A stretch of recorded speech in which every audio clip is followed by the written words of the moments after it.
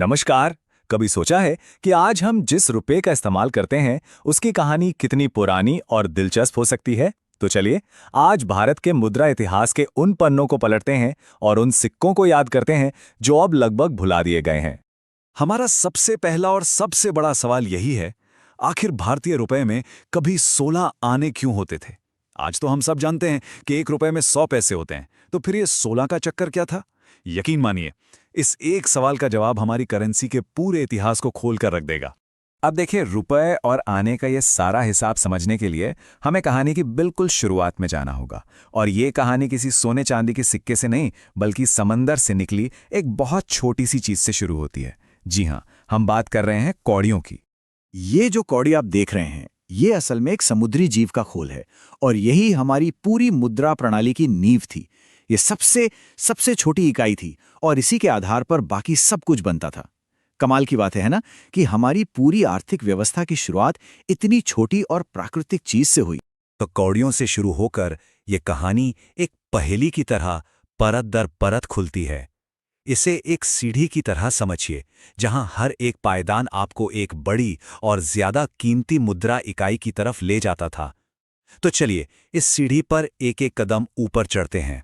यहां पर यह पूरा हिसाब साफ दिखता है। देखिए, 10 कौड़ियां जो मिलती थीं तो बनती थी एक दमड़ी, फिर 2 दमड़ी से बनता था एक ढेला। और दिलचस्प बात यह है कि एक ढेला 1.5 पाई के बराबर था, और जब 3 पाए मिलते थे तो जाकर बनता था 1 पैसा। थोड़ा पेचीदा लगता है ना, पर उस जमाने में यह सिस्टम बिल्कुल सेट था। अच्छा, अब कहानी उस दौर में पहुंचती है जिसके बारे में शायद हम में से कुछ लोगों ने अपने बड़ों से सुना होगा, आना और पाई का दौर। ये वो सिस्टम था जो ब्रिटिश राज में बहुत चला और आज़ादी के बाद भी कई सालों तक हमारे साथ रहा। तो सबसे जरूरी बात यहां है, 4 पुराने पैसे मिलकर बनता था 1 आना। और यही हमारे उस पहले सवाल का जवाब छिपा है। 1 रुपए में 16 आने होते थे। इसका सीधा सा मतलब यह भी हुआ कि 1 रुपए में 64 पुराने पैसे होते थे। यही वो 16 आने वाला सिस्टम था जो सदियों तक भारत की पहचान रहा। और फिर आया एक नया दौर, एक बहुत बड़ा बदलाव।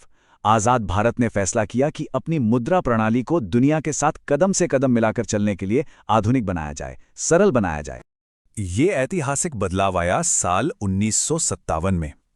1957 से पहले हमारे पास वही आना सिस्टम था, यानी 1 रुपए में 16 आने।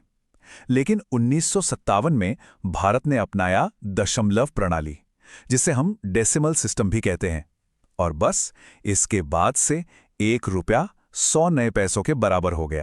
ये बदलाव कितना बड़ा था वो यहाँ बिल्कुल साफ देखा जा सकता है।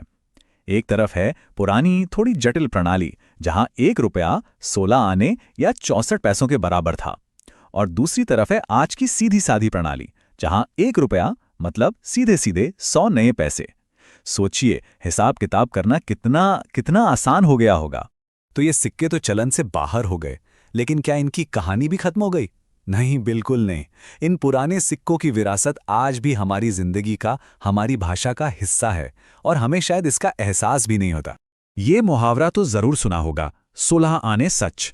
इसका मतलब होता है कोई बात जो पूरी तरह से 100% सच्ची हो, जिसमें कोई मिलावट ना हो। ये मुहावरा सीधे उसी पुराने सिस्टम से आया है जहां 16 आने मिलकर एक पूरा खरा रुपया बनाते थे। ये दिखाता है कि इतिहास हमारी बोली और संस्कृति में कैसे जिंदा रहता है। तो इस पूरे सफर से हमने क्या सीखा? चलिए फटाफट से दोहराते हैं। हमने देखा कि भारत की मुद्रा की शुरुआत कौड़ियों से हुई, फिर दमड़ी, ढेला और पाई का एक जटिल सिस्टम बना। सदियों तक 1 रुपया 16 आने के बराबर रहा, जब तक कि 1957 में 1 रुपये को 100 पैसों के बराबर नहीं कर दिया गया। और सबसे बड़ी बात, इन सिक्कों की यादें आज भी 16 आने सच जैसे मुहावरों में हमारे साथ हैं। और आखिर में एक सवाल, आज के डिजिटल युग में जब पैसा बस हमारे फोन की स्क्रीन पर एक नंबर बनकर रह गया है, तब इन पुराने हाथ से छुए जाने वाले सिक्कों की कहानी का क्या महत्व है? शायद ये हमें याद दिलाता है कि पैसे का भी अपना एक लंबा और दिलचस्प सांस्कृतिक इतिहास रहा है।